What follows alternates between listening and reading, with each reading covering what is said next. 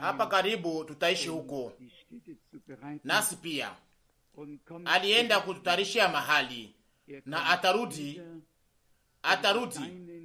ili achukue walio wake karibu yake, ili tuweze kuwa mahali yeye alipo. Hiyo ni uhakika, atarudi hapa karibu. Tunatumainia kurudi kwake katika kizazi hiki. Mimi natumainia hiyo, ninatumaini 100% kurudi kwa Yesu Kristo ndani ya wakati napokuwa nikiwa hai. Alama za wakati zinatuambia hiyo, na maandiko matakatifu haidanganyaki. Neno haliwezi kuvunjwa, yote inaonyesha hiyo, nasi tunafurahi. Na ndiyo maana ni lazima sana, ili tuweze kutoshwa katika dunia hii, mbele ya kuendelea na makusanyiko haya ya kiungu. Ningetaka niweze kuonyesha ya kwamba nilifurahi sana kuweza kusikia vyombo vikipigwa. Ningetaka niweze kuweka bidii,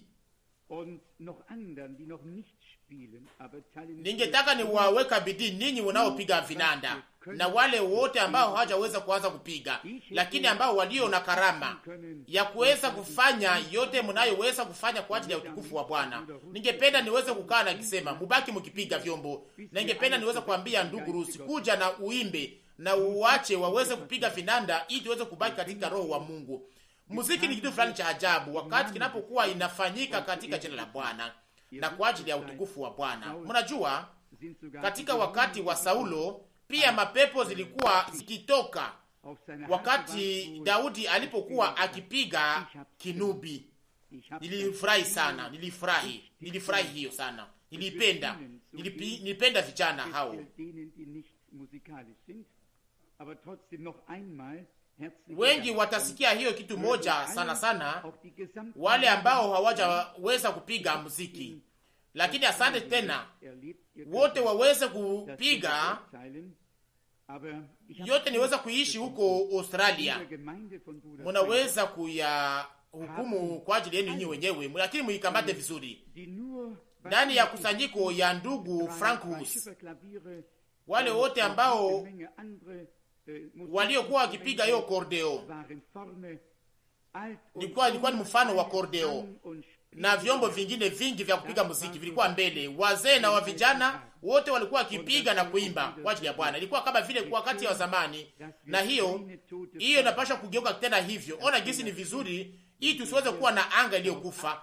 Inaweza kuwa ni vibaya kama tunaweza kuwa hapa tukifanya kitu fulani kama vile, lakini tuweze kufanya kama vile inavyostahili. Tuko hapa tukiwa huru kwa ajili ya kutumikia Bwana. Hatukuji hapa ili tuweze kutengeneza mfano fulani ya makusanyiko ya kiungu, lakini tunakuja hapa ili tuweze kuabudu Mungu, ili tuweze kuomba kwa ajili yake, tuweze kucheza kwa ajili yake, tuweze kumshukuru na tuweze kuwa na ushirika pamoja naye, ili tuweze kusikia neno lake, ili tuweze kukutanana naye, tuweze kumuishi. Tunakuja hapa tukiwa na hitaji moja, ni kwamba Mungu aweze kujifunua kwetu, na hiyo inaweza kuanza kama wale ambao wanaokaa kwenye viti wanaimba kweli pamoja nasi wakati nyimbo na wimbo zinapoimbwa na kupigwa, na hapo mtaona kwamba Roho wa Mungu atajisikia vizuri na atashuka katikati yetu. Mioyo itafungulikana na tutaweza kubarikiwa sote pamoja. Ilikuwa ni ushuhuda na mazoezi ya kugusa sana kuhusu yale ambayo Mungu aliyofanya. Wamoja watasema kose kusafiri sana inachokesha, na ni kweli, lakini Paulo aliandikia Waroma ndani ya sura 10, namna gani watasikia bila mhubiri, na namna gani mtu anaweza kuhubiri kama hakutumwa. Na hivyo sasa tunashukuru Bwana nanyi pia kwa ajili ya maombi yenu na kwa ajili ya kuunga mkono yenu ya uaminifu. Tunashukuru sana kwa sababu tunaishi katika wakati ambamo safari ndefu haina tena maana. Kuna miaka 100 kama mtu angetaka kuweza kwenda Afrika kama vile Livingstone au huko Uchina, wangepashwa kukamata juma 6 au 8 ya kufanya safari. Leo unaingia katika ndege nzuri kwa namna iliyo yote, katika saa 11:15 unafika mpaka Hong Kong. Kwa saa 7 unashuka tena Manila, na kisha unakamata tena ndege na unashuka. Mungu aliweza kufanya mambo ifanyike kwa namna hiyo, ili kwa mwisho iweze kuwezekana kuweza kutangaza neno kwa lugha zote, makabila zote na mataifa yote.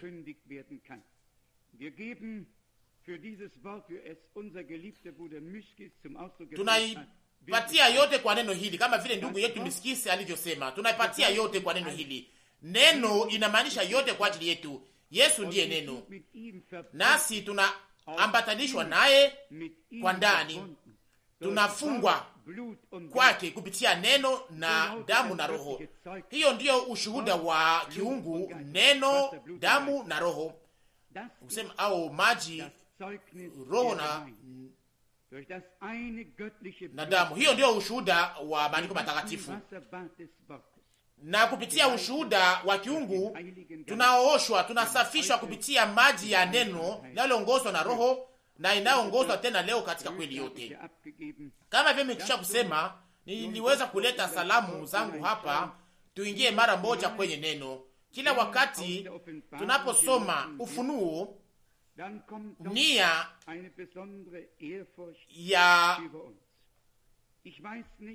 ya shukurani na tugusa. Sijui kama ninyi mnasikia hiyo kitu moja kama vile mimi. Wakati tunaposoma ndani ya Ufunuo, unapata ndani shukurani tena na tena na tena, na wakati tunapoanza kusoma moyo unawaka, kwa maana Mungu alitupatia kwa neema kuingia kwenye ufunuo kupitia ufunuo tena. Hakuna mtu anayeweza kujipatia hayo mwenyewe akose kama Mungu anaweza kuwa amempatia hayo. Lakini kama Mungu anaikupatia, hakuna mtu anayeweza kunyang'anya hayo.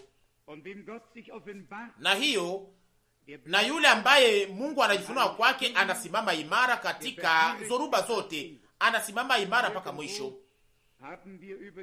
Tuliweza kuzungumza mahali fulani kuhusu upendo wa Mungu, na ndugu moja akaniuliza, sasa kwa sababu gani upendo wakati moja moja inadumu muda kidogo na kisha inapotea? Ndipo sasa niliweza kujibu sawasawa na yale ambayo niliweza kusikia katika moyo wangu, na nikusema huo sio upendo wa Mungu. Kama kitu fulani kinakoma mahali fulani, kitu fulani ambacho naweza kwa kilitoka kwa Mungu, ni kusema si cha kweli. Maandiko matakatifu nasema ndani ya Wakorintho wa kwanza sura 13 ya kwamba upendo haukomi, hauna mwisho, hauna mwisho. Hivyo hivyo kama vile Mungu hawezi kuwa na mwisho, naye alipenda walio wake mpaka mwisho. Naye ni upendo. Mungu ni upendo. Mungu ni upendo, na yule aliye katika Mungu anapenda katika hali yote, katika wakati wote, na sio wakati inapompendeza au wakati sio mpendeza, lakini anapenda milele na milele, kwa maana upendo hauna mwisho. Tushukuru Mungu ajili ya hiyo.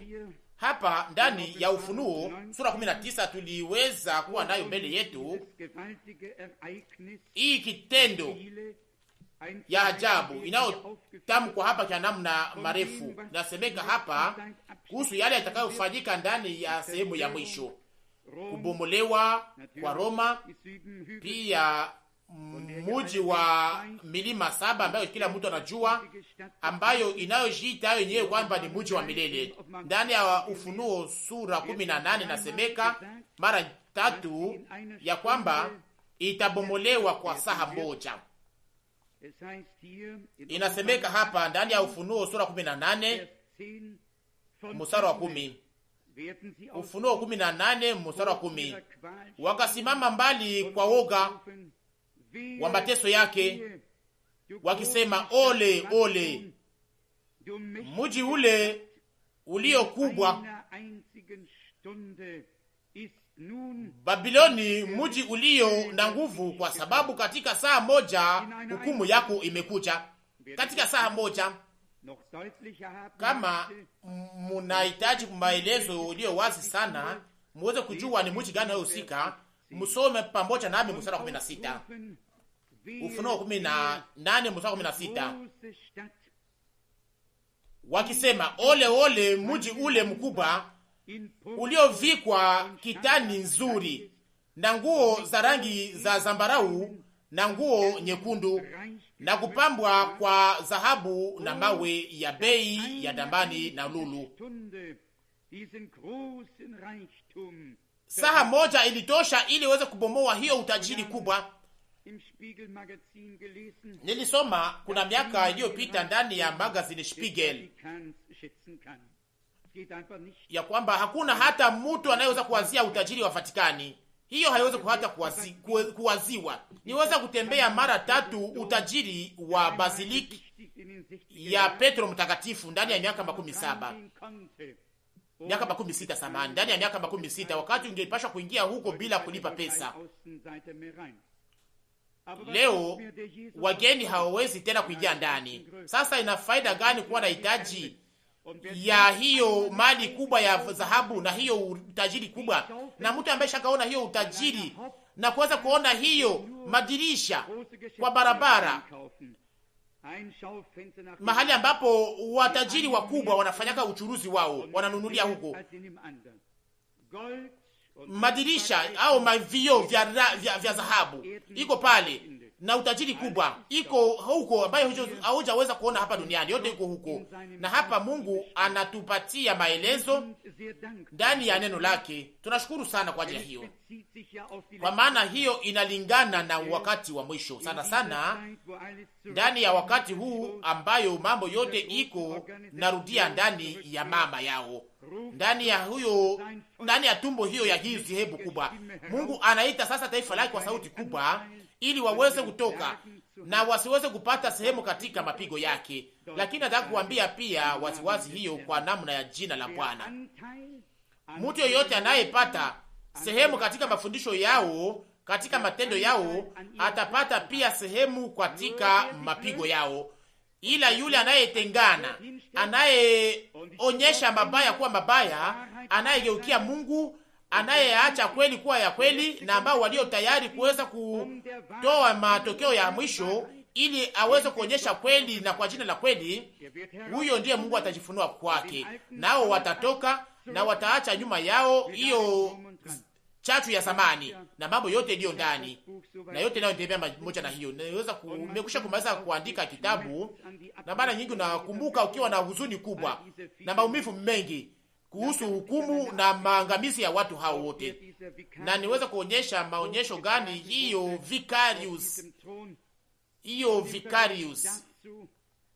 Vicarius ilikuwa ikionyeshwa kwa nguvu kwenye kiti hiyo. Na kwa kulinganishwa, nikakumbuka bwana wangu aliyeingia katika mji akipanda kwenye mgongo wa punda. Nataka kuonyesha tofauti hapa. Bwana yeye ni mwalimu akipanda kwenye mgongo wa punda, na sio juu ya farasi nzuri ya utajiri, lakini akiwa kwenye punda wa kuzeheka ambaye alikuwa ameshinda hata kumpeleka na kumbeba, mnyenyekevu. Na ni yeye huyo Vicarius anashangiliwa mahali pote na ulimwengu mzima. Inanishangaza sana wakati pokuwa huko New York. Katika wakati ule nilikuwa na television ndani ya chumba ya hoteli, nilikuwa nayo ndani ya chumba nisikuweza kuhakisha hiyo television hata mara moja, kwa sababu sikuwake na ushirika hata moja na hiyo. na sipendake hiyo, lakini nilikuwa na kitabu changu pamoja nami, lakini huko New York niweza kuwasha huko ili niweze kuona hiyo safari ya Gorbachev alipofika huko na Reagan, ili niweze kuona Reagan huko London wakati wa safari yake huko.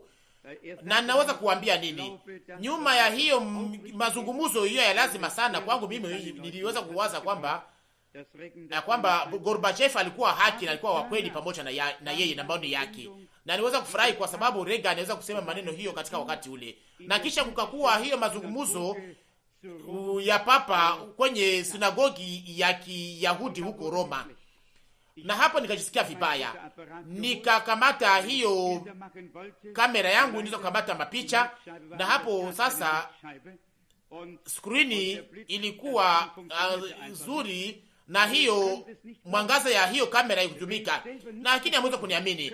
Kama singeweza kuyaona mimi mwenyewe, hawezi kuiamini. Mtu yule aliyeonekana kama vile Père Noel akivaa mavazi yote ya hatari, lakini Myahudi naye alikuwa amevaa naye kwa namna hiyo moja, naye alikuwa amevaa mavazi au koti ya kimahajabu sana. Mnajua Wayahudi walikuwa wakiimba nini? Waliimba Zaburi 115. Waliimba Zaburi 115. Wakati mtu yule alipoingia, walikuwa wamejaa furaha na shangwe. Nikasema, Mungu wangu, kama tu ningeliweza kuenda huko na kuambia, mulishidanganya mkawaza huyu ndiye Masia, mkawaza ndiye Masia huyu, mkawaza huyu mtu ndiye Masia, lakini mambo hayo yanadanganya. Hasa hiyo inaleta maumivu gani? Narudia tena, kama singeweza kuyaona na kuisikia kwa macho yangu na kuisikia kwa masikio yangu, singeweza kukosa kuyaamini. Furaha nyingi, kushangilia kwengi, watu ambao wanaocheza ngambo na ngambo, wakinyosha mikono juu, wakiimba Zaburi 115. Na sasa ndugu Rusi anasema iko kama vile Mungu alikuwa amefika pale. Lakini niache niweze kuingia katika mambo ya kisiasa au kuingia katika mambo ya kisiasa ya kizehebu, lakini hayo ni mambo ambayo tunapaswa kushunga katika roho. Kama maneno fulani yanazungumziwa ndani ya Biblia, tunapashwa pia kuyazungumzia. Hayo haina maana na siasa, lakini ina maana na utimilifu wa unabii wa wakati wa mwisho. Na kama Ufunuo sura 13 mstari wa 8 nasema ya kwamba mwanaume yule atadanganya dunia yote nzima, wale wote ambao jina zao hazikuandikwa katika kitabu cha uzima wa mwana kondoo aliyechinjwa mbele ya kuwekwa msingi ya dunia. Ni kusema hiyo ni kazi yake, hiyo ni kazi yake, naye anapaswa kutimiza kazi yake, na sio juu ya taifa la Mungu na sio juu ya kanisa. Lakini mnajua neno nalo linapaswa kutimilika, ni kusema agano itafanyika pamoja na Israeli kwa miaka 7. Wakati napokumbuka hiyo, naguswa sana na huzuni na maumivu, kwa maana hiyo yote itakuwa sehemu ya mwisho ya habari ya wokovu. Ni furaha gani ambayo tunaweza kupata ndani? Ni faraja gani mpasha kusikia ndani wakati hii mambo yote itakapokuwa na mwisho wake, na tutakapokuwa tumekuwa karibu ya Bwana na kuimba wimbo wa mwana kondoo pamoja na neno ya kwamba matendo yako ni makubwa, Bwana Mungu Mwenyezi. Naamini ya kwamba kutakuwa saha ya ukombozi. Yale ambayo tushaka kuishi ni ukombozi wa nafsi yetu ambayo tulioishi, na hiyo itakuwa ni ukombozi sasa baadaye ya mwili yetu. Ni kusema tutosho katika utumwa wa hadi hii ya utumwa ya muda mrefu, kama inaandikwa katika Waroma sura 8. Sisi ambao tulio ndani arabuni au sehemu, sisi tulio na sehemu ya roho, msikia vizuri, sisi tulio na roho kama vile arabuni au arabuni, tunaugua sisi wenyewe, lakini hatuwezi sisi wenyewe, hatuwezi kusaidia. Ni kusema sasa, ndugu, ni lazima sana tuweze kupokea roho wa Mungu, tuweze kuwekwa muhuri na yeye, na hiyo ndiyo arabuni au malimbuko kwa ajili ya mganda wa kwanza, kundi la wazee wa kwanza. Kama mnarudi katika Agano la Kale, sadaka ya malimbuko ni kuwasha kuletwa kwa kuhani mkubwa na kuletwa kwa Bwana, na mganda wa kwanza ilipaswa kutokea katika Yerusalemu, Israeli, nasi tuko mganda wa kwanza wa mataifa. Nasoma andiko hiyo ili mweze kujua kwamba inaandikwa hivyo, na kisha tuarudi katika Ufunuo. Tuarudi tena kwa Ufunuo, ni Waroma sura 8. Nataka tu kuweza kupata shahidi inayohusika ili nisiweze kuwa na maana ya kusoma mambo mengi. Nitaiweza kuipata kose kusoma kwanza kwa mstari wa 26. Waroma 8 mstari wa 26. Hivi Roho anasaidia udhaifu wetu, kwa maana hatujui kuomba kitu namna inavyopasa, lakini Roho mwenyewe anatuombea kwa kuugua kusioweza kusemwa. Mstari wa 27. Na yeye anayetafuta mioyo anajua nia ya Roho, kwa sababu anaombea watakatifu kama Mungu anavyopenda. Nakumbuka nawaza kose shairi ingine, ni kweli, ni hapa ndiyo mstari wa 23. Nilianzia chini sana, na hapa kwenye mstari wa 23 wa Roma sura 8. Wala si hivyo tu, lakini sisi wenyewe tulio na malimbuko ya Roho, sisi tulio na malimbuko ya Roho. Mnaona hapa, sisi tulio na malimbuko ya Roho, sisi vile vile tunaugua ndani ya roho zetu, tukitazamia kuwekwa kama wana, ndiyo ukombozi wa mwili wetu.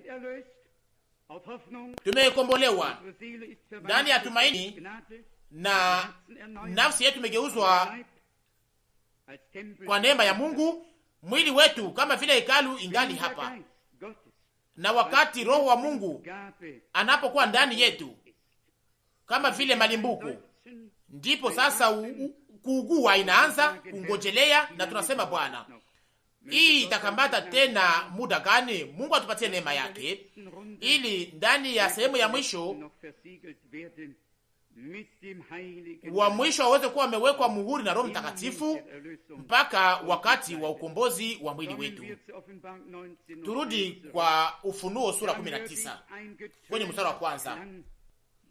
Nyuma ya maneno haya nikasikia sauti kama sauti ya makutano makubwa, sauti kubwa mbinguni ikisema, haleluya! Wokovu na utukufu ni na nguvu ni za Bwana Mungu wetu. Leo adui angana mambo mengi ya kutimiza, analeta shida, uadui na kadhalika, lakini siku moja mmoja atatawala. Yeye ndiye atakayekuwa na neno la kusema, naye ni Bwana Mungu. Sisi kama vile kundi kombolewa, tutaimba, tutafurahi na tutaweza kusifu Bwana huko mbinguni ndani ya utukufu, na tutaanza pamoja na hii haleluya kubwa kwa ajili ya utukufu wa Mungu wetu. Kwenye mstari wa 2 Ufunuo sura 19, kwa sababu hukumu zake ni za kweli na za haki, maana amehukumu yule kahaba mkubwa aliyeharibu dunia kwa uasherati wake, na kumlipiza kwa ajili ya damu ya watumwa wake mikononi mwake.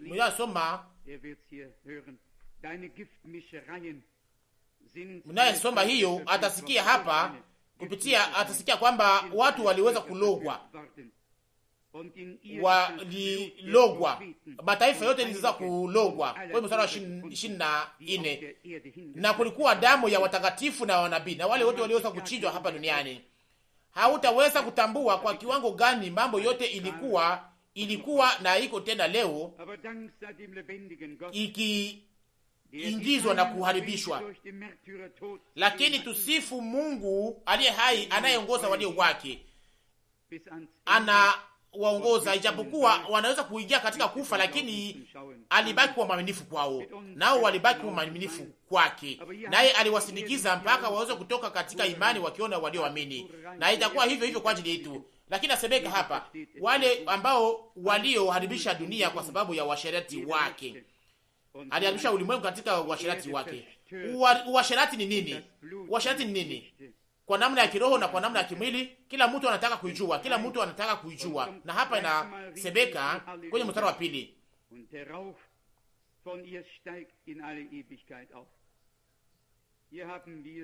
aliyeharibu dunia kwa uasherati na kumwanga damu ya watumishi wake. Mstari wa tatu, wakasema mara ya pili haleluya, na moshi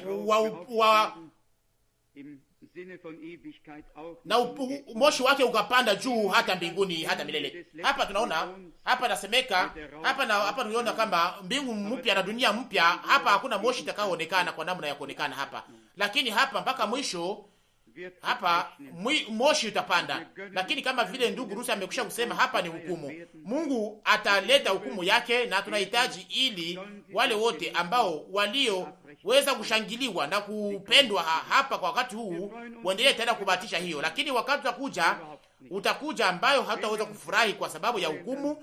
Hapana, lakini kama tunafurahi kwa ajili ya kitu fulani, ni kwa sababu watu waweze watoke katika hii gereza ya kiroho, na ili Mungu aweze kufanya kitu fulani kinachoweza kuwa kama vile bomu, kuweze kuwa tena kelele kubwa ndani ya nyumba ya Mungu, ili milango ya gereza kufunguliwa na wale walio wa Mungu waweze kutoka, waweze kufukuzwa kwa nguvu zao zote. Lakini hiyo itafika. Kwenye mstari wa 4 inaandikwa, na wale wazee 24 na wale wenye uhai 4 wakaanguka na kuabudu Mungu anayeketi katika kiti cha ufalme wakisema amina, haleluya. Kwenye mstari wa 5, sauti ikatoka katika kiti cha ufalme ikisema, sifuni Mungu wetu, ninyi wakubwa, ninyi watumwa wake wote, ninyi wenye kumwogopa, wadogo na wakubwa. Unaona, Mungu hawezi kufanya kitu fulani ni pamoja na mtu ambaye haimogopi. Mwanzo ambao Mungu anayofanya pamoja nasi ni heshima, woga mbele ya neno lake, woga wa kweli wake, kumwogopa kweli kweli yeye Mungu aliye hai. Hapa haisemeke kuhusu watumishi tu, lakini wale wote ambao wanaomuogopa, wakubwa na wadogo. Na tunakumbuka neno hapa la nabii Malaki linalotangulia maneno haya inayohusu wale wanaoogopa Mungu. Malaki sura 3 mstari wa 16. Halafu wenye kuogopa Mungu wakasemezana, Bwana akasikiliza, akasikia. Kitabu cha ukumbusho kikaandikwa mbele yake kwa wenye kuogopa Bwana na kufikiri jina lake, au walio na oga mbele ya jina lake, walio na oga mbele ya jina lake. Haleluya, sifa na heshima hiyo kwa jina lake la utukufu. Wale wakati wanapokusanyika, wale wanaogopa Mungu wanapokusanyika, wanapozungumziana na wanapozungumzia Mungu, kitabu cha kumbukumbu kinaandikwa kwa ajili ya wale wanaoogopa Bwana.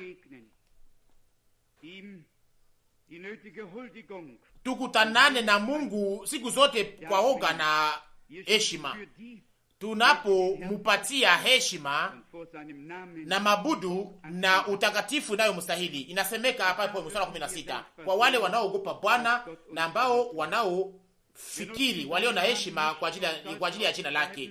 Hapo pia tunaweza kushukuru kwa sababu Mungu atusaidia, hatutumikishe tu jina lake kwa ajili ya kufukuza tu mapepo na kuombea wagonjwa, lakini pia tunaoga ya kweli, oga wa kweli kwa ajili ya jina lake. Tuliweza kukiri jina lake, tulibatizwa kwa jina lake, ili tuweze kuwa moja pamoja naye, ili tuweze kuchukua kweli kweli jina lake, jina lilo juu ya jina zote. Haleluya, utukufu hiyo kwa Mungu wetu, na sio kwa nusu, lakini kwa moyo wetu wote na nafsi yetu yote, pamoja na yote ambayo tulio ndani na yote ambayo tulio nayo, na yote ambayo tulio nayo tuko nayo ya Bwana, kwa maana alitukomboa sisi wote kwa ujumla. Inasemeka tena mbali, Mstari 17, Malaki sura ya 3. Nao watakuwa wangu, Bwana wa majeshi anasema, katika siku ile nitakapofanya mali yangu. Haleluya, watakuwa mali yangu, watakuwa mali yangu mwenyewe. Tunaona hapa mali ya Bwana hapa mbinguni ndani ya utukufu katika wakati ule, wale ambao waliogopa Mungu, wadogo na wakubwa. Kwenye mstari 17, nao watakuwa wangu, Bwana wa majeshi anasema, katika siku ile nitakapofanya mali yangu mwenyewe, na nitawaachilia kama mtu anavyoachilia mwana wake, kama vile baba anaachiliaka mtoto wake ambaye anayemtumikia. Hii andiko natukumbusha nini? Natukumbusha nini? Wakorintho wa pili, nataka kuwasomea hiyo. Wakorintho wa pili sura 6 mstari 17 na 18. Mstari 17. Kwa sababu ya neno hili, tokeni katikati yao, mkatengwa nao, Bwana anasema, wala msiguse kitu kisicho safi, nami nitawapokea ninyi. Mstari 18, nitakuwa baba kwenu, nanyi mutakuwa kwangu wana na binti, Bwana Mwenyezi anasema. Hapa ndani ya nabii Malaki inaandikwa ya kwamba kama vile baba anapovumilia mtoto wake anayemtumikia, Bwana Mungu atahurumia mtoto wake anayemtumikia katika siku ile.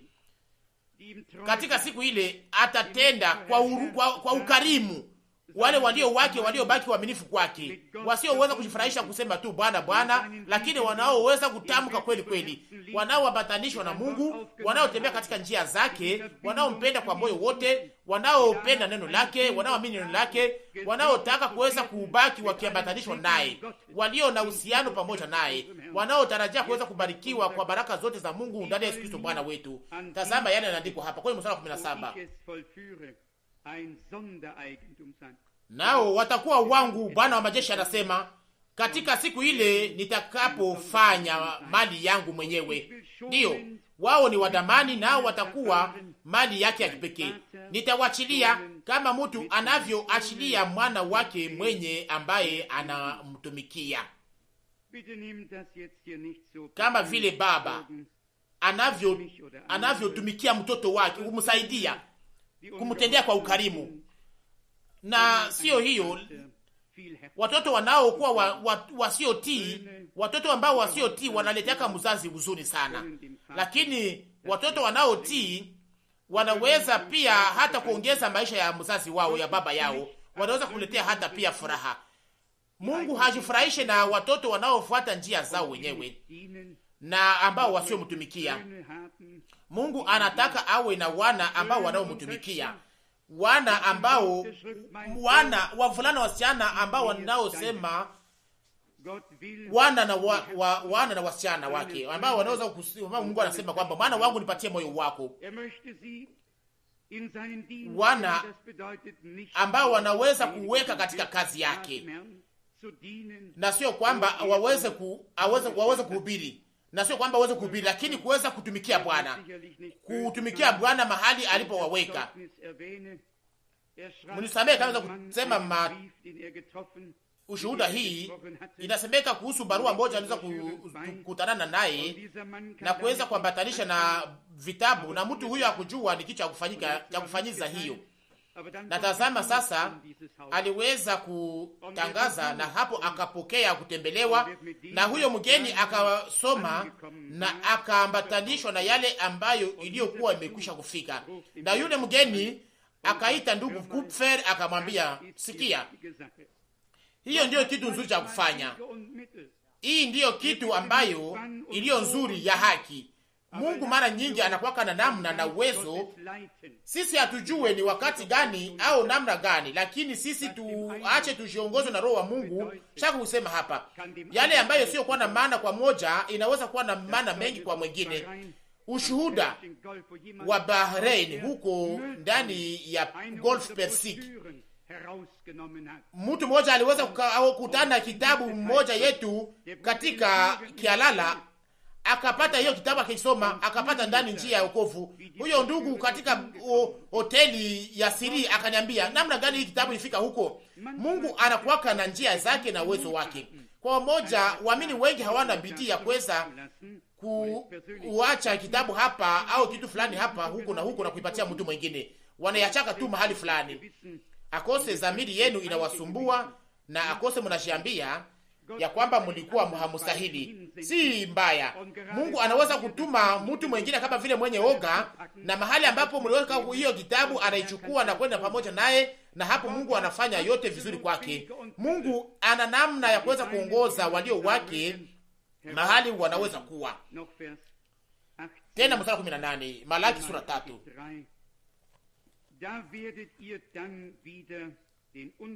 Pale mutarudi, mutatambua katikati ya mwenye haki na mwovu, katikati ya mwenye kutumikia Mungu na mtu ambaye hamutumikii. Unaona hapa uhusiano nyuma ya shahiri hiyo inaandikwa kwenye mstari wa 18, kwenye mstari wa 18 katika tafsiri nyingine, katika mstari wa kwanza, kwa maana tazama siku ya Bwana itakuja kama vile nao wako kama vile tanuru, na wenye kiburi wote watakuwa kama vile majani watawaka. Yote inasemeka hapa. Kwanza hapa inasemeka kuhusu wale wanaogopa Mungu ambao watakao kuwa karibu ya Bwana, na kisha sasa inasemeka kuhusu siku ya Bwana itakao kuja kama vile tanuru kwenye mstari wa kwanza ya Malaki sura 4. Wale wa kiburi na wale majivuno watakapopata mwisho wao. Basi Mungu atubariki, awe pamoja nasi, atusaidie ili tugeuke kuwa waaminifu sana, tuweze kuwa tumeambatanishwa naye kweli kweli, ili uzima wetu uweze kuonekana kwa utukufu wake, na tuweze kuwa na mazoezi mpya pamoja na Mungu sisi sote. Haishangaze kwamba wale wazee 24 na wale wenye uhai 4 waliweza kuabudu, wakasujudu ili waweze kuabudu Mungu na kuweza kumpatia heshima yeye ambaye anayekaa kwenye kiti cha ufalme, wakisema amina, haleluya. Kwenye mstari wa 5, sauti katoka katika kiti cha ufalme ikisema, sifuni Mungu wetu, ninyi watumwa wake wote, ninyi wenye kumwogopa, wadogo na wakubwa. Ufunuo 19 mstari wa 5. Na ni hapo ndipo ngurumo zitasikilikana. Sasa inaomba kusoma shahidi na ufuata, na hiyo mwendeleo katika maandiko matakatifu inakuwa nzuri sana, ya ajabu sana, yenye uwezo. Wakati tunapoweza kuwa na macho iliyo wazi, na wakati tunapoweza kuona neno lilo takatifu ukiwa na upako takatifu, ndipo sasa mambo yote inatembea pamoja, inavalana bila kitu fulani kinachoweza kuwa kimehamishwa. Mungu wetu aliweza kushughulikia yote, pia kwamba neno lake takatifu na safi liweze kusambazwa na kutangazwa katika ulimwengu mzima. Nilifurahishwa sana kuweza kusikia ushuhuda wa ndugu yetu mpendwa Miskis. Hakuna kitu kinachoweza kuweka nguvu kuweza kujua kama vile hatutangaze wazo au matafsiri, lakini neno halisi la Mungu, na yote inayoweza kufika, hiyo ni kweli halisi, kweli safi, kweli safi. Tuliweza kupokea uhusiano kwa kweli na kupitia Roho wa kweli, kwa maana tulizaliwa na kufanywa na kupewa uzima kupitia Roho wa kweli, ni kupitia tumaini lo hai. Tuko na uzima huo moja, roho hiyo moja na tabia hiyo moja. Ingine yote inapashwa kutufikia, inapashwa kupita mbali na sisi, inapashwa kuteleza juu yetu na kwenda mbali, inapashwa kutuacha. Basi acha Bwana harusi neno ataweza kuwa na bibi harusi neno. Acha jina lake liweze kutukuzwa kwa ajili ya milele wote. Amina. Tusimame na tuombe. Mwana kondoo wa Mungu mpendwa, tunakuja kwako kwa maana ulichukua dhambi za ulimwengu, ulichukua juu yako makosa yangu na kosa zetu sisi sote.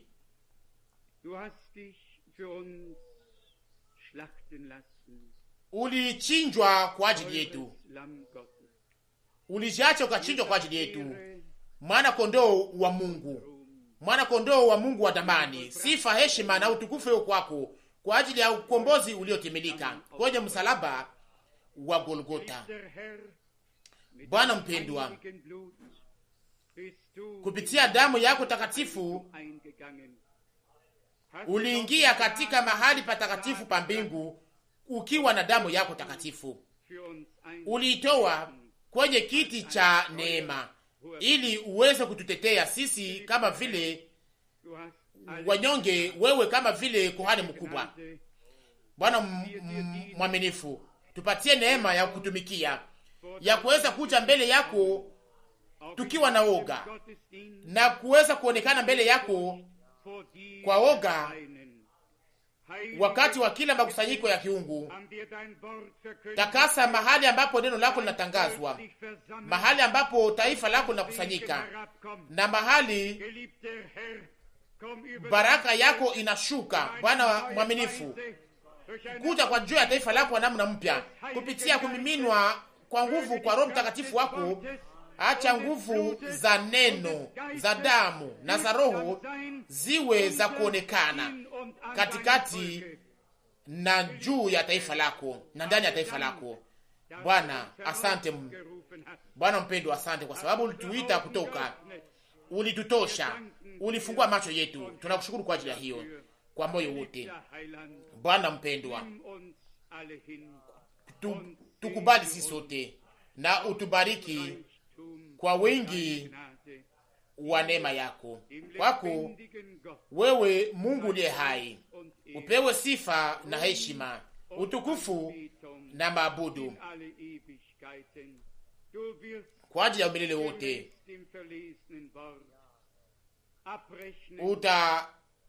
Utaonyesha sawasawa na neno lililosomewa, utahukumu, utaleta malipizi pia, utahukumu Bwana, utasamehe pia. Nasi utuambia kwamba tusiweze kuhukumu, lakini wewe ni Mungu uliye hai, wewe ni mhukumu na wewe ni mfalme na una mamlaka ya kuhukumu. O Mungu, sifa na heshima iwe yako. Bwana mpendwa,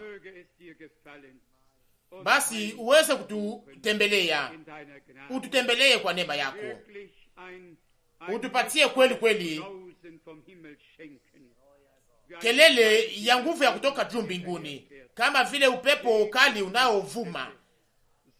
Bariki miji hii, bariki wale wote wanaotangaza neno lako, wote waimbaji wote wanaopiga vyombo vyote, vinanda vyote, wote wabariki. Mungu mwaminifu, acha nyumba yako iweze kuitwa nyumba ya maombi kwa ajili ya mataifa yote, iweze kuwa mahali unaweza kujibu maombi, mahali unapobariki, mahali unapookoa, mahali unapoponya, unapobatiza kwa Roho na kwa moto, mahali unapoweka muhuri wa Roho Mtakatifu, wale wote ambao walio sehemu kwa kundi la malimbuku. Bwana mpendwa, tukubali sisi sote na uwe pamoja nasi sote kwa neema yako. Amina.